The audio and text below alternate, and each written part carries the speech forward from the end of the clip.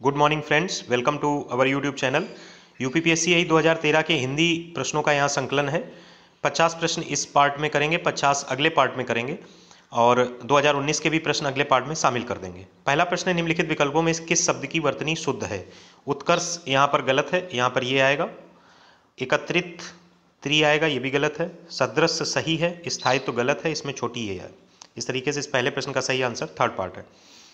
Last year के question करने का बेनिफिट तो मिलता ही है, सिमिलर क्वेश्चन भी मिल जाते हैं और उसका क्षेत्र भी पता चल जाता है कहाँ कहाँ से प्रश्न पूछे जा सकते हैं। निम्नलिखित विकल्पों में किस शब्द की वर्तनी शुद्ध है? देखिए, हिरण्यकश्यप इस बार पॉलिटेक्निक लेक्चरर एग्जाम में आया था, तो ये पता होना चाहिए, पू नहीं होता, पा होता है।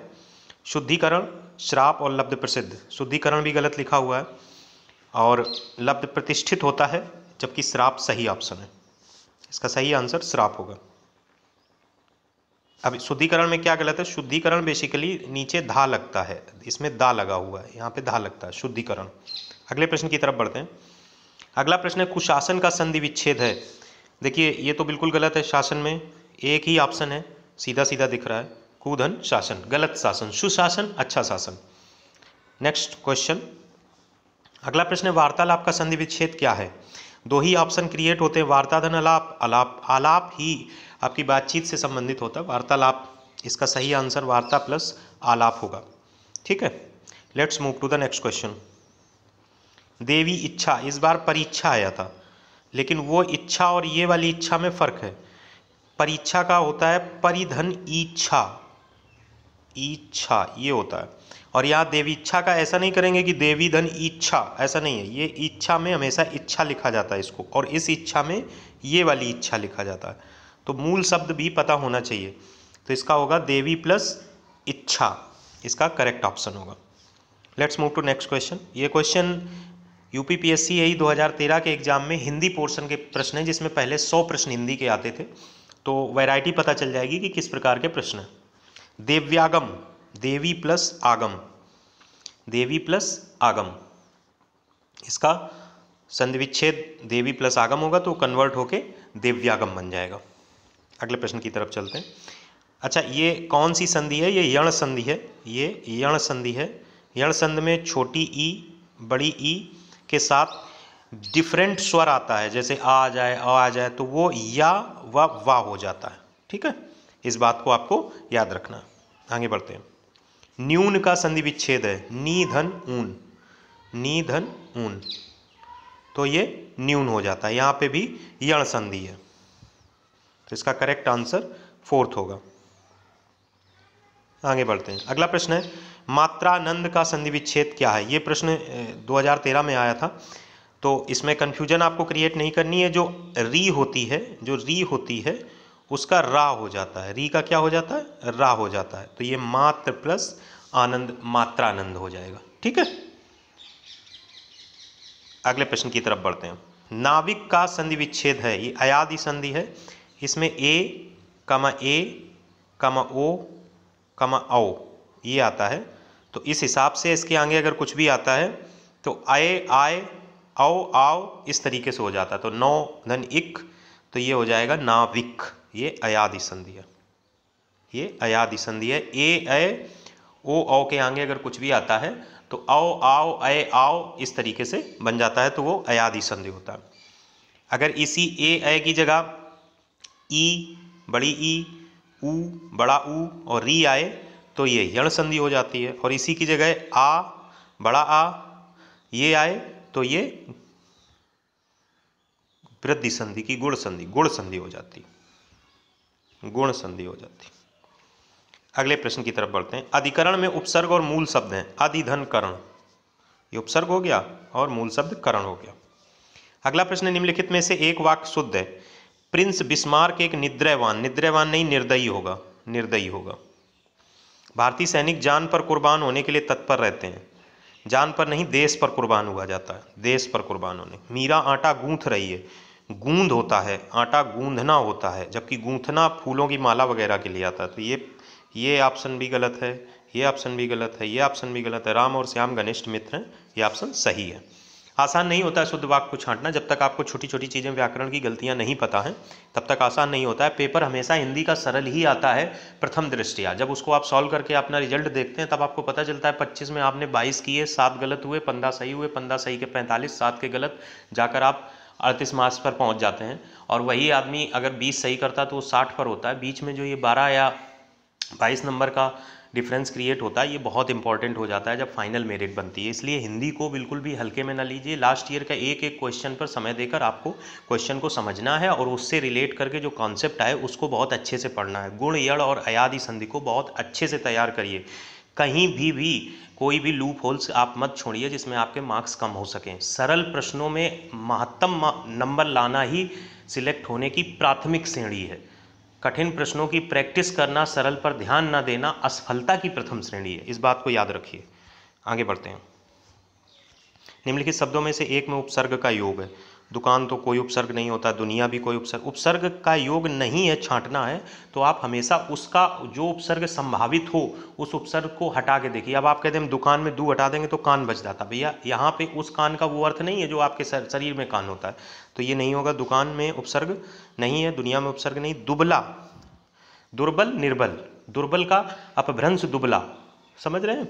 तो यहाँ पे दू जो है उपसर्ग है। और दुमदार, इसमें भी दो उपसर्ग नहीं है, तो सिर्फ दुबला में उपसर्ग का योग है। और ये प्रश्नों में आपको महारत हासिल करनी है। तो जितने नंबर ऑफ क्वेश्चंस आप लगाएंगे, जितने number of variety of questions लगाएंगे, आराम से आपको कॉन्फिडेंस आ जाएगा। Let's move to the next question. किस शब्द में उपसर्ग का योग है? अगहन, अंगरू, अकड़, इन सब का अपना अर्थ है। अधीर, धीर का आगे आ अगर उपसर्ग लगा दें तो अधीर बन जाता है। धीर के आगे अगर आ उपसर्ग लगा दें तो अधीर बन जाता है। तो इसका करेक्ट आंसर अधीर होगा। अगले प्रश्न की तरफ बढ़ते हैं। किस शब्द में उपसर्ग का योग नहीं है? कुचाल, जिसकी चाल चलन खराब हो। कुबेला, जो गलत समय पे कार्य करता हो। कुंठाव, जिसमें जो है गलत कुंठा बैठ गई हो। कुशल शब्द में उपसर्ग का उपयोग नहीं है। कुशल जो सक्षम हो किसी कार्य में उसको कुशल कहते हैं। तो इसका सही आंसर कुशल होगा। अगले प्रश्न की तरफ बढ़ते हैं। किस शब्द में उपसर्ग का प्रयोग है? किस शब्द में? कुपित, गुस्सा होने वाला। कुमुद, उपसर्ग का प्रयोग इसमें कुटेब में है। कुबेर मतलब धनी। कुटेब, टेब माने होता आदत और कुटेब मतलब गंदी आदत। कुटेब मतलब गंदी आदत। तो इसका सही आंसर कुटेब होगा। अगला प्रश्न है। निम्नलिखित शब्दों में से एक में प्रत्यय का योग नहीं है। प्रत्यय का योग नहीं है। ममता, ममता इसमें प्रत्यय है। सुंदरता प्रत्यय है। समता प्रत्यय है। आलता एक शब्द है जिसका अर्थ होता है जो महिलाएं अपने पैरों में माहुरी टाइप की लगाती हैं, उसको आलता शब्द से निरूपित किया जाता है। महावर लगाने को जो चीज़ होता है यूज में आती है वो आलता कहलाती है। अगले प्रश्न की तरफ बढ़ते हैं। निम्नलिखित विकल्पों में कौन सा शब्द अनिश्चयवाचक सर्वनाम है जिससे निश्चितता नहीं है? वह, ये तो दूसरे के लिए जो यूज होता है वो सर्वनाम है। आप, आपको पता है। कोई अनिश्चयवाचक है। कौन प्रश्नवाचक है। ठीक है। आप निजवाचक सर्वनाम में जाना चाहिए और वह पुरुषवाचक सर्वनाम में जाना चाहिए। कोई अनिश्चयवाचक सर्वनाम में होगा, कौन प्रश्नवाचक सर्वनाम में होगा। तो कोई इसका सही आंसर है। Let's move to the next question. अगला प्रश्न, निम्नलिखित विकल्पों में किस शब्द का अर्थ तिरछी नजर है? कटाक्ष को तिरछी नजर बोलते हैं। व्यंग, तो आप किसी पे व्यंग कस रहे हैं। अम्बुद, बादल को बोलते हैं। और अनिंद, जहाँ दा लगा वो देने वाला यानी बादल, और जहाँ धा लगा हो यानी धारण करने वाला समुद्र। ठीक है। अनिंद मतलब जिसकी निंदा न की जाए। अगला प्रश्न है। हम के विषय में कौन सा कथन गलत है? उत्तम पुरुष सर्वनाम बिल्कुल सही है। एक बहुवचन सूचक सर्वनाम सही है। उत्तम पुरुष बहुवचन सूचक सर्वनाम सही है। जब हम अपने विषय में बात करते हैं, जब हम अपने विषय में बात करते हैं तो वहाँ पे एक तरीके का आपका उत्तम होता है, और जब हम किसी दूसरे के विषय में बात करते हैं तो वहाँ पे मध्यम होता है, और जब हम किसी तीसरे के विषय में बात करते हैं तो वहाँ पे ना उत्तम होता है न मध्यम होता है, वहाँ पे तीसरा वाला होता है। ठीक है। Let's move to the next question. निम्नलिखित में कौन सा शब्द भाववाचक संज्ञा का सूचक है? उमंग, पुस्तक, नदी, लड़का। सीधा सीधा दिख रहा उमंग होगा। अगला प्रश्न है, निम्नलिखित शब्दों में किस शब्द में उपसर्ग का योग है? उचक्का, उच्छ्रद, उछान, ऊन, ऊन में नहीं है, उछान में नहीं है, उच्छ्रद में नहीं, उचक्का। ये थोड़ा उद्दंडता से संबंधित, इसमें ऊ जो है उपसर्ग है। अगले प्रश्न की तरफ बढ़ते हैं। कुछ प्रश्नों में एक्सप्लेनेशन नहीं बनता है, उन प्रश्नों में आप अननेसेसरी समय जाया भी ना करिए, उन प्रश्नों से वो चीज़ निकाल लीजिए कि इन शब्दों का क्या अर्थ हो सकता है, इसमें किस में उपसर्ग लगा है, किस में नहीं लगा है। चूंकि हमें ये 50 क्वेश्चन इसमें कंप्लीट करने हैं, तो हम कम से कम 1.5 घंटे का वीडियो बनाएं। अगर हर प्रश्न में बहुत डिटेलिंग में जाएंगे, उसका कोई खास मीनिंग निकलेगा नहीं, वहाँ पे ये क्वेश्चन नहीं आने वाले, लेकिन इन क्वेश्चन से आपका कॉन्फिडेंस लेवल और वैरायटी ऑफ क्वेश्चन से एक परिचय हो जा रहा है। निम्नलिखित में कौन सा वाक्य शुद्ध है? शाहजहां की रत्न जड़ित मयूरासन बहुमूल्य था। शाहजहां का मयूरासन, आसन बैठने के लिए यूज होता, तो की का कोई मतलब नहीं है, का होगा। उनका आमंत्रण मेरे लिए आग्रह कर था। उनका आमंत्रण मेरे लिए आग्रह था, मेरे लिए कर क्या लगाने की जरूरत। उनका, आपका सुंदर उपवन सचमुच निरानंदपूर्ण है। निरानंद थोड़ी ना होता है, अगर सुंदर उपवन है तो आनंदपूर्ण होगा, तो ये भी गलत है, ये तीनों गलत हैं। अरे सूरज डूब गया और तुम घर नहीं गए। अरे यहाँ पे विस्मयवादी सूचक चिन्ह भी लगा है, सूरज डूब गया तुम घर नहीं गए, आश्चर्य प्रकट किया, बात भी सही है, कहीं पे भी व्याकरण में मिस्टेक नहीं, तो इसका सही आंसर 4th हो जाएगा। Let's move to the next question. निम्नलिखित में कौन सा वाक्य शुद्ध है? आपका विचार परम उत्तम है। परम भी उत्तम भी गलत, एक यूज करिए। आपका विचार उत्तम है। यह दवा बहुत तत्काल है। बहुत क्यों लगा रहे? तत्काल अपने आप में बहुत तत्काल हो जाता है, तो यहाँ पे बहुत गलत है। मैंने उसका रहस्य जान लिया है, मैंने उसका रहस्य जान लिया, ये सही लग रहा है। प्रायः ऐसे अवसर आते हैं जबकि लोगों को अपना मत बदलना पड़ता है, जबकि नहीं, जब लोगों को अपना मत बदलना पड़ता है, की नहीं आएगा, ये भी गलत है। सही आंसर 3rd पार्ट। अगला प्रश्न बढ़िए।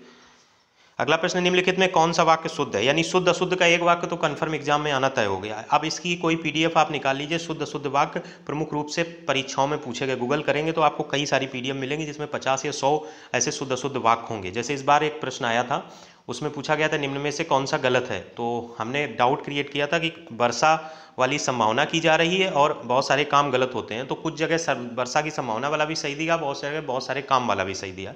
तो वही चीज़ हो जाती है कि कुछ क्वेश्चन ऐसे होते हैं जिनमें 2 ऑप्शन सही प्रतीत होते हैं। अब निर्भर करता है कि आयोग किसको सही माने। निम्न में कौन सा वाक्य शुद्ध है? उन्हें व्यर्थ रुपये देने से लाभ नहीं। उनके यहाँ सब तरह का सामान ढुलाई होता है। उन्होंने हमें नहीं बुलाया था इसलिए हम वहाँ नहीं गए थे। भाषा की पुस्तक बहुत ही विद्वतापूर्ण है। विद्वता ही गलत लिखा हुआ है। उनके यहाँ सब तरह का सामान ढुलाई होता है। यहाँ पे सब तरह का सामान नहीं, उनके यहाँ सभी तरह का सामान ढुलाई होता है। उन्हें व्यर्थ रुपए देने से कोई लाभ नहीं, तो ये भी गलत, ये भी गलत, ये भी गलत। सही ऑप्शन, उन्होंने हमें नहीं बुलाया था इसलिए हम वहाँ नहीं गए। अगला प्रश्न है, निम्नलिखित में किस शब्द का अर्थ सोना है? रजत माने चांदी होता है, ताम्र माने तांबा होता है, हटक माने स्वर्ण होता है और अयस माने लोहा होता है। अयस माने लोहा होता है, तो इसका सही आंसर हाटक होगा। अगला प्रश्न, निम्नलिखित में कौन सा वर्ण एक कंठ ध्वनि? कंठ ध्वनि का वर्ग आता है, का खा गा गा, तो इसमें कंठ ध्वनि गा होगी। का वर्ग जो होता है वो कंठ ध्वनि से होता है। अगला प्रश्न, निम्नलिखित वाक्यों में कौन सा वाक्य शुद्ध है? राम का दर्शन पाकर अहल्या धन्य हुई। देखिए कितने क्वेश्चन, 100 क्वेश्चन में लगभग 7-8 क्वेश्चन हम कर चुके हैं शुद्ध अशुद्ध वाक्य की, तो ये प्रश्न एक आपको कंफर्मेशन देता है। They will ask the question of correct and incorrect sentence in Hindi. निम्नलिखित वाक्यों में कौन सा वाक्य शुद्ध है? राम का दर्शन पाकर अहल्या धन्य हुई। भांडा फूटने पर उसकी गर्दन लज्जा से नीचे हो गई। गर्दन नहीं होती भैया, सिर लज्जा से नीचे होता है। इस चिकित्सालय में सर्वोत्कृष्ट रोग कभी सर्वोत्कृष्ट नहीं होता है, रोग अपने आप में निगेटिव चीज़ होती है, तो ये भी गलत है। भाषा के मानकीकरण के लिए व्याकरण जरूरी है। राम का दर्शन पाकर अहल्या धन्य हुई, इसमें थोड़ा सा गड़बड़ हो सकता है कुछ, क्योंकि ये ज़्यादा मुझे सही लग रहा है। राम का दर्शन पाकर, दर्शन पाए जाते हैं, राम का दर्शन करके, दर्शन कर अहल्या धन्य हुई, मेरे हिसाब से दर्शन कर अहल्या धन्य हुई। खैर, इसका सही ऑप्शन चौथा ही है। भाषा के मानकीकरण के लिए व्याकरण जरूरी है, एकदम स्ट्रेट फॉरवर्ड आपको दिख रहा है। Let's move to the next question. निम्नलिखित में कौन सा वर्ण एक ओष्ठ ध्वनि है? पा वर्ग जो होता है, पापा बाबा माँ, ये ओष्ठ ध्वनि होती है, तो यहाँ पे भा दिखा हुआ है, तो ये ओष्ठ ध्वनि में चला जाएगा। ठीक है, अगले प्रश्न की तरफ बढ़ते हैं। अगला प्रश्न है, लूट धातु से निर्मित शब्दों में कौन सा विशेषण है? लूट धातु से निर्मित शब्दों से लूट से विशेषण बनेगा लुटेरा। वो एक उत्कृष्ट लुटेरा है, ऐसा तो नहीं कहेंगे, वो खतरनाक लुटेरा है, तो लुटेरा जो है विशेषण बन सकता है लूट से। अगला प्रश्न है, लंबाई से बना विशेषण ज्ञात कीजिए। अब यहाँ से आपको ये पकड़ना है, एक के बाद एक किसी शब्द से विशेषण बनाया हुआ पूछ रहे हैं, तो आप यहाँ पे एक टिक कर लीजिए कि जो क्रियाएं हैं उनसे विशेषण बनने वाले कुछ पोर्शन को आपको देखना है। ऐसे आप चीज़ों को याद रख सकते हैं। लंबाई से आप लंबापन मत लगाइए, लंबापन दूसरे अर्थों में निकल जाएगा। विशेषण मतलब किसी के आगे वो बहुत लंबा है, तो लंबा वहाँ विशेषण होता है, लंबाई से रिलेटेड लंबा होगा। अगला, किस वाक्य में गुणवाचक विशेषण नहीं है? गुणवाचक विशेषण, दूध ठंडा है, यहाँ गुण है ठंडाई। दूध मीठा नहीं है, मीठा गुण है। दूध गर्म चाहिए, यहाँ गर्म गुण है। एक गिलास दूध लाओ, इसमें नहीं है, तो गुणवाचक विशेषण नहीं है। इसका सही ऑप्शन चौथा होगा। अगले प्रश्न की तरफ बढ़ें कि इस मुहावरे का अर्थ ईर्ष्या से इधर जल उठना है। आठ आठ आंसू रोना, ये तो नहीं ईर्ष्या है। कुआं खोदना, ये भी ईर्ष्या नहीं। मिट्टी पलीत करना, ये भी नहीं है। छाती पर सांप लौटना, ये ईर्ष्या से हृदय जल उठना है। अगला प्रश्न है किस मुहावरे का अर्थ बहुत डर जाना है? बहुत डर जाता था आदमी कहता मेरा खून सूख गया, तो बहुत डर जाने का अर्थ खून सूख गया है। खून के आंसू रोना मतलब बहुत परेशान होना, दुखी होना। खुदा गंजे को नाखून न दे, कहावत का अर्थ है अनाधिकार को अधिकार नहीं मिलना चाहिए। अनाधिकार को अधिकार नहीं मिलना चाहिए। खुदा गंजे को नाखून न दे का अर्थ है अनाधिकार को अधिकार नहीं मिलना चाहिए। निम्नलिखित में कौन सा वर्ण एक दंत ध्वनि है? ता वर्ग जो होता है, ता था दादा ना, वो दंत वर्ग में आता है। ता था दा धा ना, तो धा मिल गया, तो ता वर्ग जो है वो दंत ध्वनि में आ जाएगा। Let's move to the next question. Next question है किस मुहावरे का अर्थ अनावश्यक रूप से स्पष्टवादी होना? अनावश्यक रूप से स्पष्टवादी, जबान पे लगाम ना हो, वही आदमी अनावश्यक रूप से स्पष्टवादी होता है। अगला प्रश्न है आग लगाकर पानी को दौड़ना। खुद ही आग लगाई, खुद ही पानी को दौड़ रहे हैं, पहले झगड़ा किया फिर शांत कर रहे हैं। तो आग लगाकर पानी को दौड़ना, पहले झगड़ा करना फिर शांत करने की कोशिश करना। किस मुहावरे का अर्थ बहुत नाजुक होना है? जो भी मुहावरे यूपीपीएससी के एई में या कभी कभी सीसेट में प्री में पूछ दिए जाते हैं, उनका सबका स्ट्रेट फॉरवर्ड आंसर होता है। इसमें अननेसेसरी एक्स्ट्रा माइंड लगा के किसी दूसरे ऑप्शन पे जाने की जरूरत नहीं है। जो आपका इंटेंस फीलिंग आए, अंदर से गट फीलिंग आए, वही ऑप्शन लगाइए। 99% केसेज में आप सही होंगे। किस मुहावरे का अर्थ बहुत नाजुक होना है? बहुत नाजुक होना मतलब दूध के दांत ना टूटना। जैसे कोई बच्चा कभी भी कहीं इधर उधर आता जाता है और कुछ ऐसी बातें करता है जिससे लगता है कि इसकी पालन पोषण में इससे मेहनत नहीं कराई गई, दुलार से पाला गया, तो उससे कह देते हैं बड़े नाजुक आदमी हो यार, मतलब दूध के दांत नहीं टूटे हैं। इसका सही आंसर फोर्थ होगा।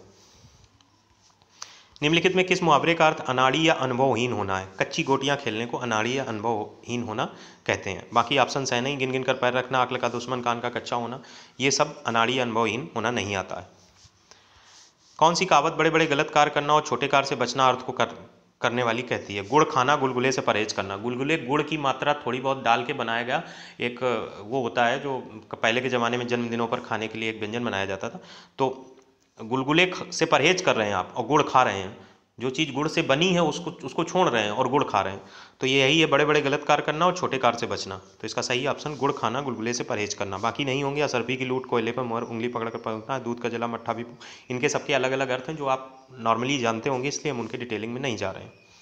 अगला प्रश्न है निम्नलिखित किस मुहावरे का अर्थ सावधान रहना है? सावधान रहने का मतलब आंख कान खुले रहने से होता है। आंखें फाड़ कर देखना मतलब किसी चीज़ के प्रति आश्चर्यचकित हो जाना। आंखों से गिरना मतलब लज्जित हो जाना। आंखें उठाना मतलब गुस्सा करना।